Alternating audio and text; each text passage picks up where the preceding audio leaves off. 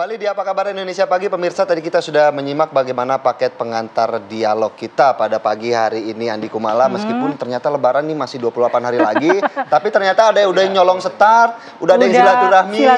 Ada yang maaf-maafan sepertinya dari yang kita lihat di paket pengantar tadi gitu ya. Bagaimana Bu Puan juga sudah menampilkan kemesraan begitu dengan udah Prabowo adem Subianto. rupanya ya. Beneran nggak tapi? Kan gitu ya. Nah itu yang mau kita bahas. Betul. Sudah hadir di studio ada Mas Herzaki Mahendra Putra, jubir Partai Demokrat. Selamat pagi, Mas Herzaki. Pagi. Puasa, Mas? Insya Allah. Insya Allah. Kemudian ada Mas Adi Praitno, analis politik UIN. Selamat pagi, Mas Adi Prai. Selamat pagi. Selamat pagi. Puasanya kuat ya, Mas? Ya, sejauh jangan ini lemes, masih Mas. puasa. Jangan sampai batal nih bahas ini. Kemudian melalui sambungan Zoom juga sudah ada Bang Andreas Hugo Parera, politisi senior PDIP. Selamat pagi, Bang Andreas. Selamat pagi, Bang Andreas. Selamat pagi, Mas. Selamat pagi, Mas Ali. Ya, Bang Andreas, kita mau tahu nih, beberapa kali Puan Maharani gesturnya terlihat nyaman bersama dengan 3 pimpinan negara ya. Presiden saat ini, Presiden Prabowo Subianto, kemudian Presiden RI ke-6, SBY, dan Presiden RI ke-7, Joko Widodo. Di setiap kesempatan, ada di acara perhelatan Danantara, kemudian di acara Gerindra, kemudian juga terakhir di Kongres Demokrat ya. Betul. Nah, apa sebenarnya maksud dari komunikasi yang ditunjukkan Puan ini, Bang Andreas? Apakah ada rekonsiliasi setelah kemarin sempat panas, ada boykot begitu ke retret? Yang pertama, yang kemarin soal retret itu tidak ada boykot karena apa yang digunakan atau yang di dalam surat yang instruksi dari Ketua Umum PDI Perjuangan Ibu Megawati Soekarno Putri itu menunda dan kemudian teman-teman kepala daerah dari PDI Perjuangan mengikuti dan ada penjelasan yang sudah cukup panjang yang berkaitan dengan kehadiran keikutsertaan dari kader PDI Perjuangan kepala daerah yang ikut di dalam program retret tersebut, dan itu adalah program pemerintah. Kemudian kehadiran yang menyangkut kehadiran Mbak Puan di situ ya tadi juga disampaikan di TV One ini bahwa beliau hadir sebagai ketua DPR. Ya tentu sebagai ketua DPR ya pemimpin tertinggi dari suatu lembaga tinggi negara DPR, tentu ya beliau hadir di situ sebagai ketua DPR dan kemudian ya di dalam fungsi dan peran sebagai ketua DPR tentu beliau bertemu dan kemudian kalau bersalaman, kemudian berdialog dengan dengan presiden tentu, kemudian dengan pejabat tinggi yang lainnya atau mantan presiden, adalah hal yang sangat baik dan wajar dan harus dilakukan oleh seorang Mbak Puan yang adalah ketua DPR RI tentunya. Baik, Bang Andreas. Tapi kan kalau kita lihat ini, apakah kemudian Ibu Mega sempat melihat peluang ini untuk kembali memperbaiki komunikasi dengan Presiden Prabowo melalui Ibu Puan? Kalau soal komunikasi, soal hubungan dengan Presiden selama ini baik-baik saja dan komunikasi itu berjalan. Baik. Baik. Kalau kita lihat di gambar yang saat ini tertera juga bagaimana Jokowi juga ikut menyapa, ikut menanyakan. Informasi yang kami dapat bahwa di kesempatan ini juga Pak Jokowi sempat menanyakan informasi ataupun kabar dari Ibu Megawati Soekarno Putri. Apakah betul, Pak Andreas?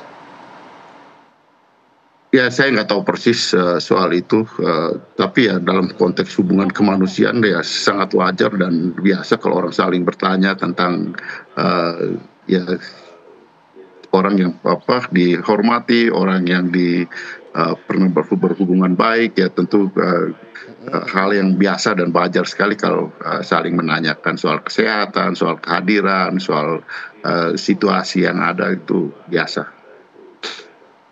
Baik, terima kasih Bang Andreas. Saya mau ke Bang Zaki sekarang. Kalau Bang Zaki sendiri melihat bagaimana kedekatan antara Pak SBY dengan Pak Prabowo Subianto, apakah kemudian ini memberikan dampak positif bagi Partai Demokrat sendiri?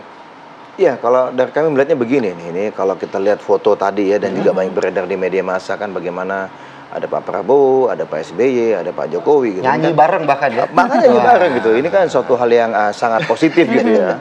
Suatu hal yang sangat positif. Mengapa? Inilah yang ingin dilihat oleh rakyat Indonesia gitu. Bagaimana para pemimpinnya itu bisa duduk bareng bersama-sama berdiskusi gitu, ya kan? Menampilkan aura kesejukan. Ada silaturahmi yang terus terjalin meskipun mungkin pernah berbeda jalan begitu dalam konteks politik, tetapi hari ini yang kita butuhkan adalah bagaimana persatuan dan kesatuan dalam membangun bangsa ini begitu. Nah, ini juga disampaikan oleh Pak Prabowo ya, ketika di Kongres Demokrat kemarin dalam penutupan beliau menyampaikan begitu. Ya kan? Bahwa rugi nih katanya. Kalau saya ini tidak minta masukan kepada Pak Presiden Jokowi, Pak Presiden SBY, ini kan akumulasi 10 tahun pengalaman, pengetahuan, kebijakan, how government works gitu. Dan dengan gabungan dua orang ini, dua orang tokoh besar ini, berarti punya 20 tahun pengalaman yang luar biasa yang bagi Pak Prabowo bisa menjadi sumber informasi yang luar biasa, sumber kebijakan ya, sumber kebijaksanaan dan masukan gitu.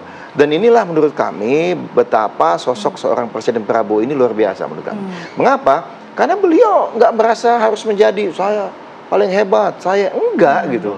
Tapi justru dengan upaya beliau, gestur yang sangat alami, menghormati Pak SBY, menghormati Pak Jokowi, malah menunjukkan kebesaran seorang Pak Prabowo gitu. Tapi mungkin lebih asik lagi kalau tidak diwakili Bu Puan ya, tapi Bu Megawati langsung yang datang. Jadi ya. 3 begitu ya. Akumulasinya bukan hanya 20 tahun, ditambah lagi akumulasinya. Kalau kami ngelihatnya begini lah, kalau Pak Prabowo mungkin dengan Bu Mega ada hubungan khusus mungkin. Ya kan, beliau ini kan pernah bersanding berdua. Ya mungkin nggak semua publik juga mengetahui. Tentu kita menghormati itu juga. Namanya gaya komunikasi kan beda. Mungkin kalau Pak SBY misalnya kan diundang ke acara kenegaraan karena memang kebetulan kami di kubu yang sama nih ketika Pilpres lalu.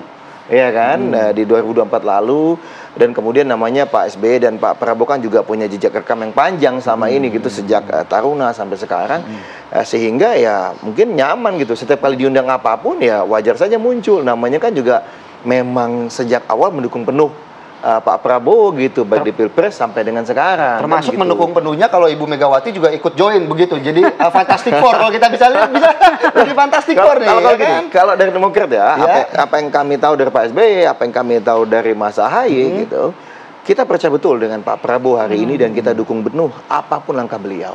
Kalau beliau misalnya hari ini mau mengajak, katakanlah misalnya sering-sering duduk bareng yuk dengan Bu Mega, menurut saya itu terbuka banget gitu Pak SBY, Mas Ahaye sangat terbuka. Yang kedua misalnya, katakanlah mengajak teman-teman PDIP misalnya di dalam pemerintahan, kok Demokrat sangat terbuka gitu, nggak ada kita bilang membatasi nggak boleh, enggak. Kita percaya Pak Prabowo. Iya, tapi kalau SBY sendiri dengan Ibu Megawati kan hubungannya selama ini belum klop-klop banget nih. Setuju nggak kalau masih ada kerikil-kerikil gitu lah. Kalau Pak SBY sih baik-baik aja gitu ya. Maksudnya ini komunikasi terus kita upayakan untuk dijalin gini. Nah, kalau tadi lagi-lagi kita bicara mengenai bangsa hari ini gitu. Tidak lagi mengenai hubungan pribadi satu atau dua pribadi. Dan menurut kami ini kan beliau-beliau ini kan tokoh-tokoh besar yang sudah banyak berjasa, negarawan, ada Bu Mega, ada Pak SBY, ada Pak Jokowi. Jangan juga lah kita mohon maaf ya, mengasih pressure atau mengarang-arangkan hubungannya harus seperti apa. Karena kan Pak Prabowo juga sudah bilang bagaimana suatu negara bisa maju kalau pemimpin termasuk para pemimpinnya juga bersatu untuk membangun sebuah negara begitu. Saya juga mau ke Mas Adi nanti di segmen selanjutnya bagaimana kemudian Mas Adi memaknai kemesraan antara Pak Prabowo, Pak Jokowi, Pak SBY, termasuk rencananya kan begitu dengan Ibu Megawati. Selanjutnya ya, di segmen berikutnya tetaplah di Apa Kabar Indonesia Pagi. Saya hormati dan muliakan Ibu Dr. Puan Maharani, Ketua Dewan Perwakilan Rakyat Republik Indonesia.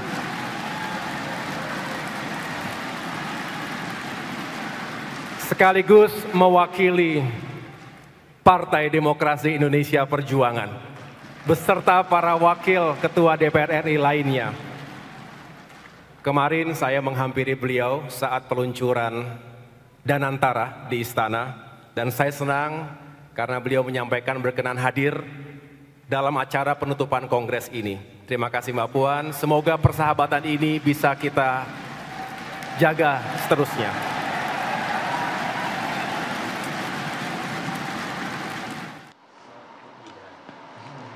Ya, kembali di Apa Kabar Indonesia Pagi, kami akan ajak Anda untuk melanjutkan dialog kita pada pagi hari ini sebelum ke Bang Andreas dan juga Bang Sagi. Iya, tadi kita ke Mas Adi ya, dulu. Betul, mengomentari pidato AHY kita Mas Adi. Mas Adi, bagaimana kemudian memaknai upaya dari Presiden Prabowo Subianto untuk merangkul para mantan presiden ini? Apa yang coba ingin ditunjukkan dan apa sih sebenarnya goalnya dari upaya ini? Dari Pak Presiden Prabowo. Tentu secara filosofis kita semua harus memahami latar belakang Prabowo yang tentara, yang saya kira memang mazhab politiknya adalah persatuan dan gotong royong. Makanya dalam berbagai kesempatan kalau mau jujur, Prabowo Subianto selalu mengatakan bahwa Indonesia itu adalah bangsa yang cukup besar. Dia membutuhkan satu koordinasi dan kerjasama dengan mantan-mantan presiden terdahulu. Di berbagai event saya kira Prabowo Subianto mengatakan berterima kasih kepada Jokowi, kepada SBY, kepada Megawati, kepada Gus Dur, kepada Habibie, Soeharto dan Soekarno. Karena mereka itu adalah orang terpilih yang saya kira dalam banyak hal memang berkontribusi untuk bangsa dan negara. Jadi publik harus memahami bahwa seorang tentara itu memang hanya tegak lurusnya pada bangsa dan negara. Maka kalau kita menggunakan istilah yang lain, ini yang disebut dengan zero enemy.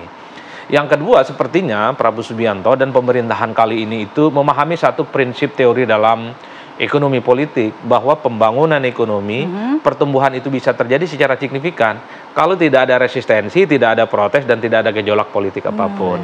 Jadi kalau ada mantan-mantan presiden yang notabene-nya adalah orang-orang penting di negara kita, adalah mereka yang misalnya adalah pemimpin-pemimpin partai, tiap hari bergejolak, ada resistensi, ada perlawanan, ada protes-protes, tentu ini tidak kondusif. Bagaimana mungkin ekonomi akan bertumbuh? Bagaimana mungkin investasi dari luar akan datang ke Indonesia kalau elitnya suka berkelahi? Jadi upaya Pak Prabowo untuk menggait investor, untuk meyakinkan investor bahwa kondisi Indonesia untuk berinvestasi aman-aman saja. Betul, karena begini, kalau setiap keputusan politik yang dibuat oleh Prabowo ada yang protes, misalnya soal kenaikan PPN 12%, tiba-tiba elit-elit kunci, sebut saja seperti PDIP atau mungkin Demokrat atau barisan politik Pak Jokowi itu protes, oh itu tidak mementingkan kepentingan rakyat misalnya. Atau ketika ada kebijakan terkait dengan program makan bergizi gratis, kanan kiri itu diprotes oleh elit-elit bangsa. Jadi negara kita itu nggak bisa ngapa-ngapain. Jadi dalam konteks itulah menjadi penting sebenarnya melakukan kerjasama politik dengan elit-elit kunci berpengaruh yang saya kira mereka itu bisa mengorkestrasi bagaimana kepentingan-kepentingan politik di masa yang akan datang. Jangan lihat SBY itu mantan presiden, tapi kan orang tahu bahwa SBY itu bisa mengorkestrasi bagaimana sikap politik Demokrat dan fraksi-fraksi yang ada di parlemen. Begitupun dengan Megawati, jangan hanya dilihat sebagai mantan presiden ataupun terah politiknya Soekarno. Megawati sampai hari ini adalah orang yang cukup powerful bagaimana sikap politik PDIP di masa-masa yang akan datang.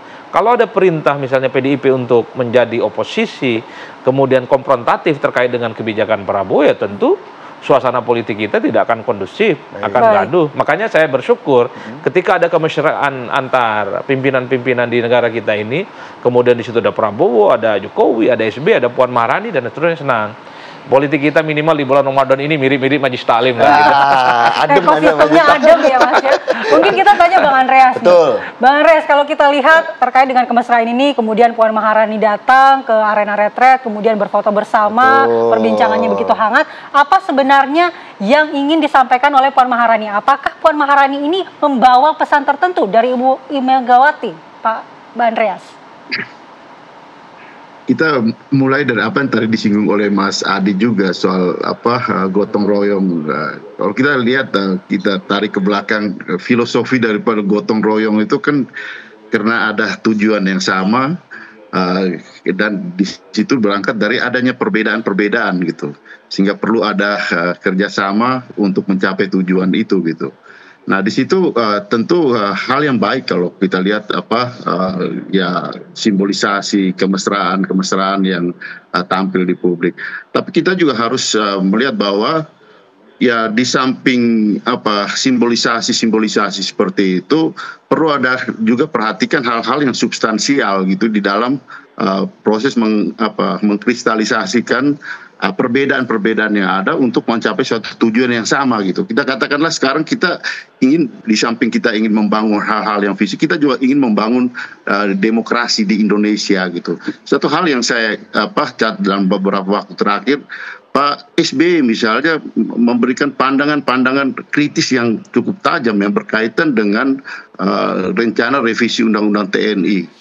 karena beliau adalah orang yang benar-benar mengikuti perkembangan perjalanan daripada reformasi di Indonesia ini gitu, yang berkaitan dengan sektor keamanan dan berkaitan dengan peran TNI di dalam politik Indonesia gitu. Itu bahkan sejak sebelum reformasi terjadi. Itu penjelasan yang panjang dari Pak SBY yang menurut saya sangat bagus gitu.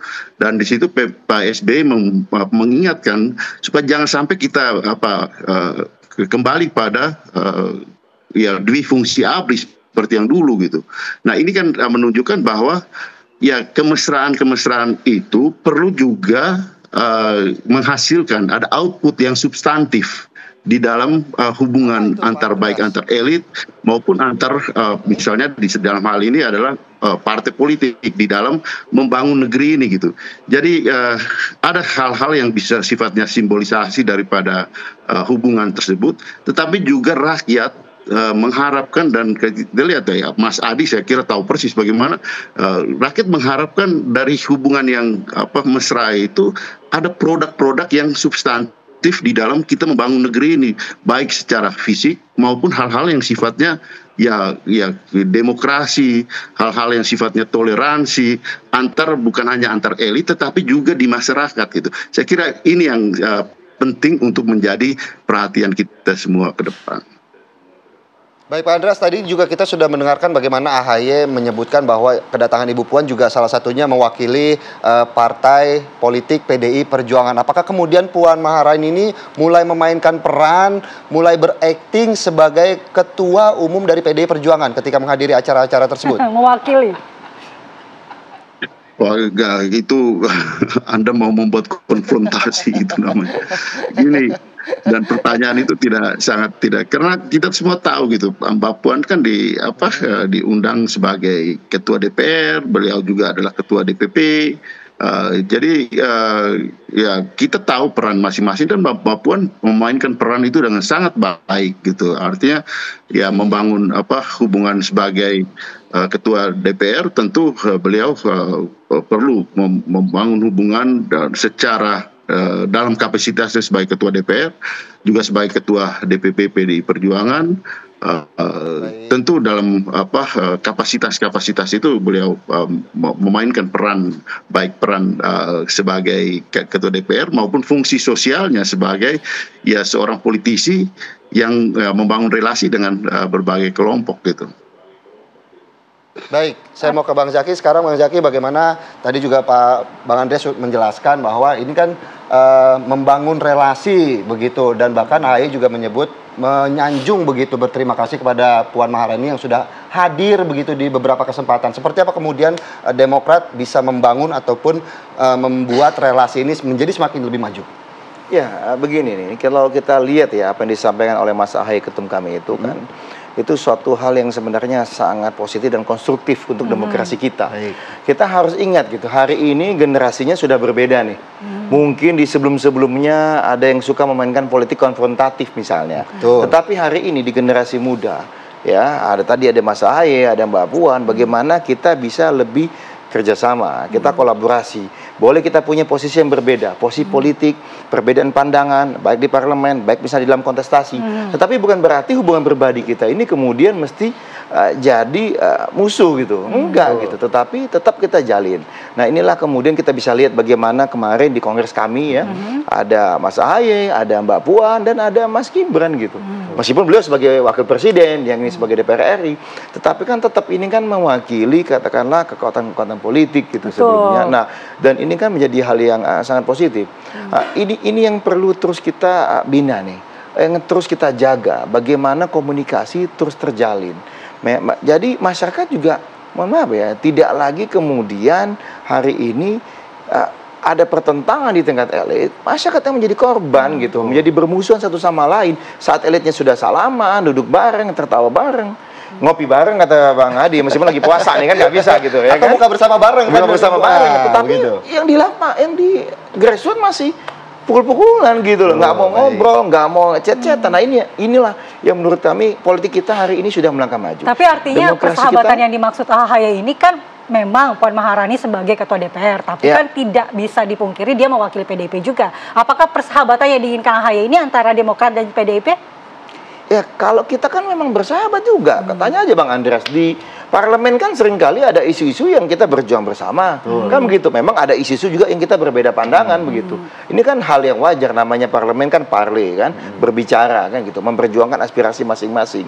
Dan ingat nih kata-kata Pak Prabowo ketika di Kongres Demokrat kemarin juga jelas gitu. Ya, ini hanya perbedaan cara saja, tapi semua ini kan untuk bangsa sebenarnya gitu. Yang penting bagaimana kita memahami tadi gitu. Ya kan? Nah, kalau kami melihatnya seperti yang selalu disampaikan oleh Ketua Umum kami, Mas Ahy, ya kita berpolitik ke depan itu apa manfaat dan dampak yang sebesar-besarnya kita berikan kepada masyarakat gitu. Situasi hari ini misalnya tantangannya kompleks ya, tentu tidak sama dengan 5 tahun yang lalu gitu. Tetapi inilah kemudian kita perlu menyatukan semua daya upaya kita, apa yang kita mampu, memberikan yang terbaik buat masyarakat, bangsa dan negara. Ya sama nih, kemarin kami kongres itu kan temanya for the people, untuk rakyat. Kita mensukseskan pemerintahan Pak Prabowo gitu. Nah, di antaranya bagaimana komunikasi politik dengan semua elemen ini kita jalin dengan baik, sehingga apa yang disampaikan oleh Pak Andreas tadi bisa menghasilkan sesuatu yang substantif. Apa substantifnya itu? Menghasilkan kebijakan yang bermanfaat sebesar-besarnya untuk rakyat. Contohnya Mas ya, makan bergizi gratis, cek kesehatan gratis, ya kan? Kemudian banyak kebijakan-kebijakan lainnya gitu. Dan ini akan terus berjalan. Oke, ada yang kurang sempurna misalnya. Namanya juga masih di awal. Justru itu kita butuh Bang Adi, butuh teman-teman media, butuh teman-teman yang tidak di pemerintahan hari ini memberikan masukan. Saya belum dapat loh manfaatnya. Itu diingatkan gitu. Karena kan Indonesia ini kan luas dan itu butuh waktu agar semua kebijakan bisa terimplementasi dengan baik. Baik, gitu. Mas Adi, kalau tadi Bang Hersaki bilang kita semua ini bersahabat, tapi kalau semuanya bersahabat nanti nggak ada yang oposisi dong Mas, semuanya di pemerintahan. Watchdog-nya jadi gimana? Ya sebenarnya persahabatan itu tidak harus menghilangkan kesan jadi oposisi. Persahabatan itu tidak harus menghilangkan proses check and balances ya. Karena ini kan persahabatan dalam konteks ruang-ruang formal. Kalau ada acara retret diundang, ada yang hadir, ada yang tidak hadir. Saat peluncuran Danantara ada yang diundang, ada yang hadir dan tidak hadir. Dalam acara Partai Demokrat ada yang diundang, ada yang hadir dan tidak hadir. Jadi bagi saya politik simbol itu dalam banyak hal memang penting sebagai pemberi pesan bahwa sebenarnya elit-elit kunci di negara kan tengah persoalan. Tapi bagi saya sehebat apapun persahabatan dan perkawanan itu jangan sampai menghilangkan rasionalitas. Jadi kalau ada sesuatu yang memang tidak oke untuk bangsa dan negara, sampaikan. Misalnya soal Danantara. Apakah Danantara ini bisa diproyeksikan sebagai super holding yang kemudian bisa jadi stimulus pertumbuhan ekonomi ataupun tidak? Karena kan di berbagai tempat juga super holding untuk investasi itu kan tidak semuanya sukses. Di Singapura sukses, tapi di Malaysia tidak sebegitu. Ini yang saya kira penting juga, bahwa jangan sampai ada kesan asal Bapak senang. Ya, hingga suatu yang kemudian sebenarnya dia kontroversial, tidak ada faedahnya secara penting untuk rakyat, didiamkan. Artinya apa? Berkawan itu penting, bersahabat itu tetaplah penting, tapi hal-hal yang sifatnya kritis untuk urusan bangsa dan negara, dalam konteks ini saya berharap PDIP ataupun Partai Demokrat sekalipun jangan sungkan juga untuk menyampaikan ini secara terbuka kepada Presiden Republik Indonesia. Kan tujuannya untuk kepentingan bangsa dan negara, karena protes, karena kritik, kemudian ada feedback, ada masukan. Tidak mungkin membuat negara ini akan runtuh dan hancur. Yang membuat negara ini akan hancur dan runtuh kalau ada koruptor dibiarin, ya kan? Ada ratusan triliun dibiarin, itu yang bikin rusak. Kalau cuman kritik, beri masukan, ada protes, saya kira tidak akan membuat negara ini akan Tapi tadi saya juga mengutip bagaimana pernyataan dari Bang Andreas bahwa jika ini semua kekumpul, ini ingin menghasilkan output yang baik untuk masyarakat, termasuk Bang Zaki yang menilai itu. Tapi kan apa kemudian harapan dari Pak Presiden Prabowo Subianto, ini kan udah 2 gabung, tinggal 1 lagi nih. Nah, apa kalau udah sampai berandai-andai gitu, masuk, bergabung, damai begitu. Apa sih output yang ingin diharapkan dari Pak Presiden? Tapi Mas Adi, jawabnya nanti ya, setelah Apa Kabar Indonesia Pagi kembali sesaat lagi.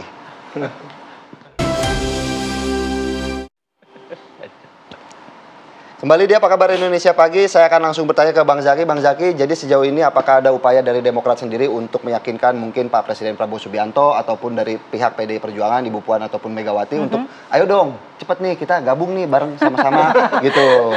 Ya enggak lah. Kalau dari kami kan begini.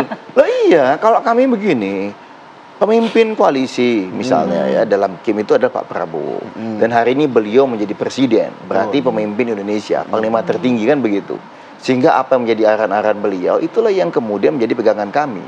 Tentu dalam komunikasi kami punya value, punya nilai-nilai yang menurut kami, Pak, inilah yang harus diperjuangkan untuk rakyat, kan begitu. Sehingga hari ini relasi beliau dengan Bu Mega, relasi beliau dengan teman-teman di PDIP, ya itu sepenuhnya di tangan beliau gitu. Kami mendukung penuh apapun langkah yang beliau ambil. Iya, tapi pengennya seperti apa, Bang? Ya, kalau hari ini kan kita tidak berbicara mengenai maunya. Kan bukan presidennya, bukan kami kan begitu. Presidennya Pak Prabowo, ya maunya Pak Prabowo bagaimana ya kita sebagai yang berada di dalam kabinetnya ya, Demokrat maupun kader-kader Demokrat dalam kabinet, kita lakukan apa yang menjadi arahan beliau. Tapi tadi kata kuncinya untuk rakyat. Itu aja gitu. Dan hari ini kami melihat kalau Pak Prabowo menilai dan kemudian teman-teman PDIP misalnya menilai bahwa kita bersama ini adalah baik untuk rakyat, ya kami mendukung penuh. Tetapi misalnya bahwa teman-teman PDIP merasa, wah enggak, kami mau di luar, kami ingin menjadi check and balances gitu ya, bagian yang memberikan check and balances dari luar gitu. Ya sah-sah saja. Toh dulu waktu eranya Pak SBY, teman-teman PDIP juga di luar, waktu di eranya Pak Jokowi, kami juga di luar, ya baik-baik aja tuh gitu. Malah ini bagus buat demokrasi. Nah hari ini nggak mesti juga semua itu mesti dikumpulkan semua dalam satu tempat gitu. Ada yang di dalam, ada yang di luar. Tetapi tadi semuanya sama-sama untuk bangsa. Ini tinggal masalah cara saja. Dan demokrasi adalah bagaimana kita bisa menghormati pilihan dan perbedaan antara satu dan yang lain. Kami Demokrat sangat menghormati apapun langkah yang diambil oleh teman-teman PDIP. Hari ini yuk kita berjuang aja dengan keyakinan kita masing-masing. Ya untuk rakyat, ya silakan. Nanti kan rakyat juga yang akan menilai. Baik, Bang Zaki. Nah, Bang Andreas tuh, ayo, ini tangan sekarang bolanya ada di PDIP, mau gabung, ayo, begitu. Mungkin jadi kapan ada rencana Ibu Mega melengkapi skuad Fantastic Four ini, Pak Prabowo, Pak Jokowi, Pak SBY, dan Ibu Mega tentunya. Maksudnya gimana nih? Fantastic Four tadi Bang Zaki kan, jadi PDIP mau gabung atau mau tetap di luar nih Bang? Artinya kan Demokrat juga tadi Bang Zaki sudah ini ya monggo ayo kalau mau gabung ayo kita juga menerima. Yang penting semua intinya adalah untuk rakyat begitu. Ya sekarang kita ada di dalam negara kesatuan Republik Indonesia gitu. Bahwa filosofi dari persatuan itu juga berasal dari perbedaan. Bagaimana kita mempunyai pandangan-pandangan yang misi yang sama yang berkaitan dengan prinsip-prinsip kenegaraan. Nah itu yang penting gitu. Dan di situ tentu menyangkut hal-hal yang tadi yang saya katakan hal-hal yang substantif gitu untuk bagaimana kita membangun negara ini dengan tujuan yang sama, membangun negara yang demokratis, adil dan makmur. Tentu itu untuk kepentingan rakyat semua. Oh di dalam mencapai tujuan itu ada perbedaan-perbedaan pandangan. Itu hal yang biasa di dalam negara yang demokratis gitu. Dan ya disitulah kita menata sistem ketatanegaraan kita penting untuk membangun suatu negara yang demokratis. Karena negara yang demokratis itu juga merupakan ya jembatan yang untuk menuju pada ya kesejahteraan. Itu ada di dalam filosofi negara Pancasila kita. Jadi saya kira hal-hal yang sifatnya bagaimana kita membangun di dalam perbedaan pandangan itu hal yang sangat biasa. Tadi yang saya katakan ya kita berdiri bersama bersilaturahim itu adalah fungsi sosial di dalam ya membangun kebersamaan tadi gitu. Tetapi secara politis ya kita bisa juga mempunyai pandangan-pandangan berbeda untuk mencapai tujuan yang sama gitu. Disitulah pentingnya bagaimana menata kekuasaan. Karena tidak selalu apa yang dikatakan ya bahaya daripada suatu kekuasaan itu kalau tiap hari orang hanya memuji dan mengatakan yang baik-baik. Saya kira itulah ancaman awal daripada kekuasaan yang kemudian bisa mengarah pada otoritarianisme, absolutisme yang ya tidak kita kehendaki bersama gitu. Sehingga ya sebagai pemimpin tentu harus mendengar dari berbagai pihak termasuk yang berbeda sekalipun. Disitulah saya kira hakikat daripada ini semua untuk rakyat apapun itu ya bentuknya tentunya semua juga dari PDIP. Artinya melakukan apapun semua untuk rakyat, semua untuk kemajuan negara kita. Terima kasih Bang Andreas, mungkin sedikit saya Bang Adi tanggapannya. Ya secara prinsip sebenarnya kebersamaan apapun itu tidak menjamin bahwa semua persoalan kebangsaan kita selesai. Jokowi di akhir periode kekuasaannya hanya menyisakan PKS yang berada di luar. Apakah semua persoalan selesai? Tidak juga. Korupsi masih ada, orang yang tidak berbuat untuk bangsa dan negara juga ada. Tapi secara teori, kalau semuanya berkumpul, bersatu, minimal secara politik, itu tidak ada perlawanan. Tapi itu bukan berarti soal kemiskinan, soal kesejahteraan, akses terhadap dunia pekerjaan itu belum tentu ada solusinya. Permasalahan tidak ada begitu ya, walaupun ini semua bergabung. Baik, terima kasih Bang Ade atas penjelasannya. Bang Zaki, terima kasih Bang Andreas juga terima kasih atas waktunya di pagi hari ini. Tentunya semoga puasanya lancar-lancar semua hari ini. Amin, begitu. Adem-adem kayak yang kemarin ya. Dan pemirsa, dialog amin. Dan tentunya dialog ini sekaligus menutup jumpa kita di Apa Kabar Indonesia pagi hari ini. Saya Filbus Yonaso. Saya Andi Kumala, sampai jumpa. Selamat berpuasa.